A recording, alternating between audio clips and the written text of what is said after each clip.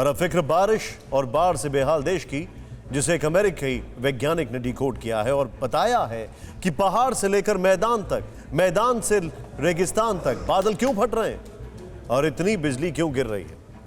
इससे पहले कि हम आपको बादल फटने की, बाढ़ आने की पूरी थ्योरी समझाएं, आप हिंदुस्तान के हालात की ताज़ा तस्वीरें देखिए। यह तस्वीर यूपी के जालौन की है, जहां यमुना नदी उफान पर है। नदी के तेज बहाव में एक नाव बेकाबू होकर बहती नजर आ रही है। इस नाव में कुल 6 लोग बैठे हैं। ये सब दोस्त थे जो हालात की गंभीरता को हंसी में उड़ा रहे थे। हद तो यह है कि ये 6 दोस्त नदी के बीच धारा में जाकर सेल्फी भी लेने लगे और तभी नाव पलट गई, जिसमें 2 लोगों की मौत हो गई, बाकी 4 बाल बाल बचे हैं। अब मिर्जापुर के कछवा की तस्वीर देखिए। यहां पर गंगा नदी का पानी उफान पर है और इस उफनती धारा में दर्जनों जानवर बहते हुए नजर आ रहे हैं। ये कौन से जानवर हैं ये पता नहीं चला, लेकिन बताया जा रहा है कि ये एक टीले के पास घास चरने गए थे और अचानक नदी में पानी बढ़ गया, जिससे बेजुबान संभल नहीं पाए। हमने ये दोनों तस्वीरें इसलिए दिखाई कि हम आगे की जो रिपोर्ट दिखा रहे हैं उसे देखते वक्त इन दोनों ही तस्वीरों को आप जहन में रखें और भविष्य में क्या हालात होने वाले हैं ये समझ सकें। हम जो रिपोर्ट दिखाने जा रहे हैं वो दुनिया के एक श्रेष्ठ वैज्ञानिक की रिपोर्ट है, जिन्होंने बताया है कि भारत ही नहीं बल्कि भारतीय उपमहाद्वीप में बादल फटने की घटनाएं ज्यादा क्यों बढ़ रही हैं और ये भी बताया है कि पहले की तुलना में बिजली ज्यादा क्यों गिर रही है। देखिए रिपोर्ट। क्या पहाड़ों के दरकने की ये तस्वीरें तबाही का ट्रेलर है? क्या पानी का ये प्रचंड प्रहार संकेत महाविनाश की आहट? एक रिपोर्ट बता रही है कि आने वाले समय में हालात और भी भयावह होंगे।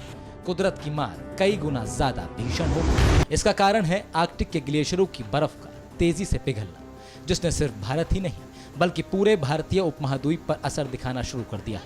यानी भारत के साथ साथ बांग्लादेश से लेकर नेपाल तक, दक्षिणी चीन से लेकर पाकिस्तान और अफगानिस्तान तक कुदरत ने तीखे तेवर दिखाने शुरू कर दिए हैं। तूफानी बारिश, बाढ़ और बादल फटने जैसी विपदाएं बढ़ती जा रही हैं और आने वाले समय में और तेजी से बढ़ेंगे।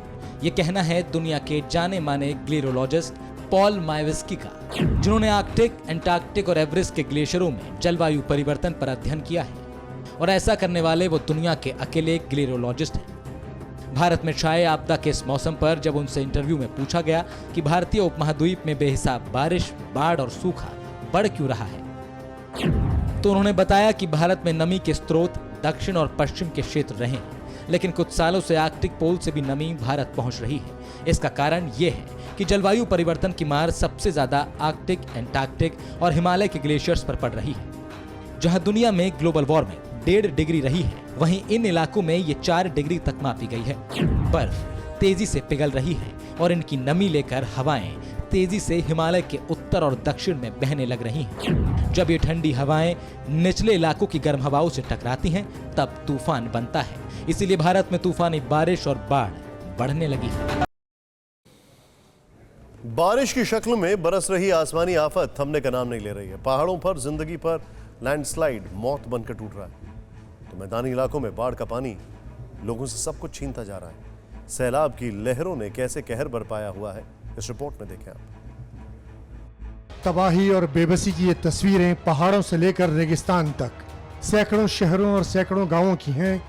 कहीं पर लोगों को पैर रखने के लिए जमीन नसीब नहीं हो रही, तो कहीं जमीन ही खिसक रही है।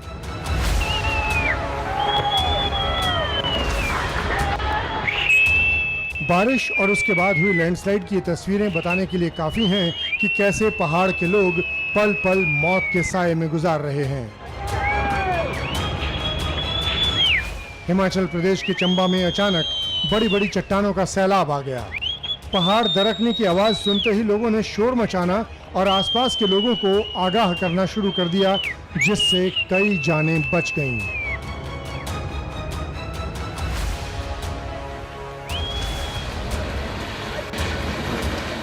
उत्तराखंड के जोशीमठ के झाड़कुला में एक होटल भरभरा कर गिर पड़ा। खतरे को भांपते हुए प्रशासन ने पहले ही होटल खाली करवा लिया था।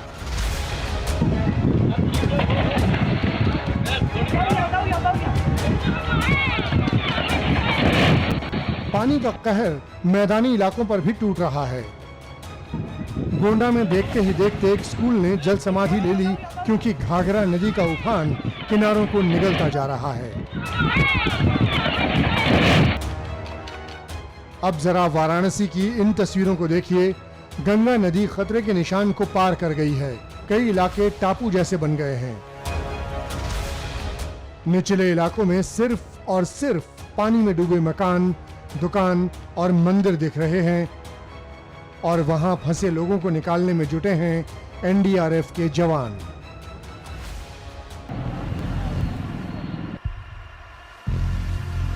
मोक्ष की नगरी काशी में गंगा किनारे दाह संस्कार भी मुश्किल हो गया है। ये तस्वीरें मणिकर्णिका घाट की हैं, जहां शवदाह करने वाले प्लेटफॉर्म और लकड़ियां पानी में डूब गए हैं, जिसके चलते अब छतों पर दाह संस्कार करना पड़ रहा है।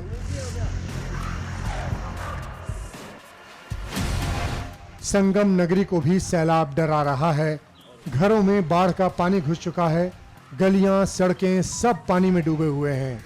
हालात ये हैं कि पानी की कमी से जूझते रहे बुंदेलखंड में भी बाढ़ का अथाह पानी है और हालात बेकाबू होते जा रहे हैं। जल गर्जना की ये दहशत भर देने वाली तस्वीरें उत्तर प्रदेश के झांसी की हैं, जहां एक ओर बेतवा नदी उफान पर है तो दूसरी ओर डैम ओवरफ्लो हो गए हैं, जिसके चलते बांध के गेट खोलने पड़ गए और इस वजह से आसपास के इलाकों में हालात ज्यादा बिगड़ गए हैं। राजस्थान का नाम सुनकर दिमाग में सैलाब का ख्याल तो कतई नहीं आ सकता है, लेकिन राजस्थान के कई जिले बाढ़ के पानी और उसके आतंक में डूबे हैं। ये तस्वीरें कोटा के सांगोद की हैं, जहां 3 दिन से इसी तरह चारों ओर सिर्फ और सिर्फ पानी नजर आ रहा है। लोगों के मकान, दुकान और सरकारी दफ्तर सब पानी में डूब गए। 12 जिले में तो करीब 2 दर्जन गांव बाढ़ से पीड़ित हैं। हालात ये हैं कि इन गांवों के लोगों तक मदद नहीं पहुंच पा रही है। टूटी पुलिया पर लगातार सैलाब बह रहा है और वहीं खाने पीने का सामान पाने के लिए लोग बीच धारा में जान जोखिम में डालकर खड़े हैं। पहाड़ से मैदान तक, मैदान से रेगिस्तान तक, हर जगह बारिश और बाढ़ विकराल रूप लेती जा रही है और इस जल संहार से इंसानी जिंदगी बदहाल हो गई है।